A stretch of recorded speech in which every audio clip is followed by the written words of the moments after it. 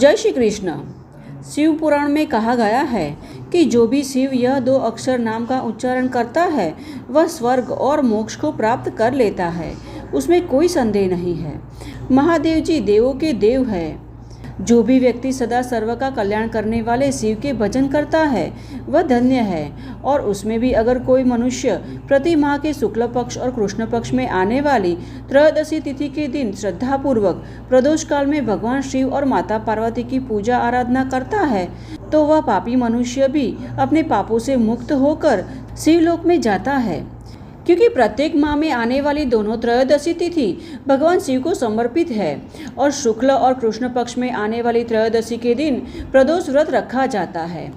तो आज के वीडियो में हम जानेंगे कि ज्येष्ठ माह की शुक्ल पक्ष की त्रयोदशी कब आ रही है और इस दिन के शुभ मुहूर्त कौन कौन से हैं। साथ ही जानेंगे कि इस दिन प्रदोष काल का समय क्या है, क्योंकि हमारे शास्त्रों में त्रयोदशी के दिन प्रदोष काल में ही भगवान शिव की विधि विधान पूर्वक पूजा करने का विधान बताया गया है। तो इसे जानने के लिए अंत तक हमारे साथ जुड़े रहना और ऐसे ही महत्वपूर्ण जानकारी प्राप्त करने हेतु इस चैनल को सब्सक्राइब भी कर लीजिएगा। तो सबसे पहले जान लेते हैं कि ज्येष्ठ माह की शुक्ल पक्ष की परम पावन त्रयोदशी तिथि कब आ रही है। अब पंचांग के अनुसार ज्येष्ठ शुक्ल पक्ष की त्रयोदशी तिथि का आरंभ हो रहा है 8 जून 2025 रविवार को सुबह 7:17 पर और इसका समापन होगा 9 जून सोमवार को सुबह 9:35 पर। हमारे शास्त्रों में कहा गया है कि जब प्रदोष के समय त्रयोदशी तिथि स्थित हो तभी प्रदोष व्रत का पालन करना चाहिए। अतः 8 जून रविवार के दिन प्रदोष काल के साथ त्रयोदशी तिथि स्थित होने के कारण 8 जून रविवार के दिन प्रदोष व्रत का पालन किया जाएगा और प्रदोष व्रत रविवार के दिन आने के कारण इसे रवि प्रदोष व्रत भी कहा जाएगा। अब इस दिन ब्रह्म मुहूर्त का समय रहेगा 4:30 से 5:11 का। प्रातः संध्या पूजा का समय रहेगा 4:51 से 5:53 के बीच का। और इस दिन सूर्योदय हो रहा है 5:53 पर और सूर्यास्त का समय है 7:24 का और चंद्रोदय होगा 4:59 पर। अब इस दिन अभिजीत मुहूर्त का समय रहेगा दोपहर 12:12 से 1:06 के बीच का। विजय मुहूर्त का समय है 2:54 से 3:48 के बीच का। इस दिन गोधूली मुहूर्त का समय रहेगा 7:23 से 7:44 के बीच का। और संध्या समय में पूजा का शुभ मुहूर्त है 7:24 से 8:27 के बीच का। और इस दिन स्वाति नक्षत्र प्रातः काल से लेकर दोपहर 12:42 तक रहेगा, जो शत्रुओं पर विजय प्राप्ति के लिए अत्यंत शुभ योग होता है।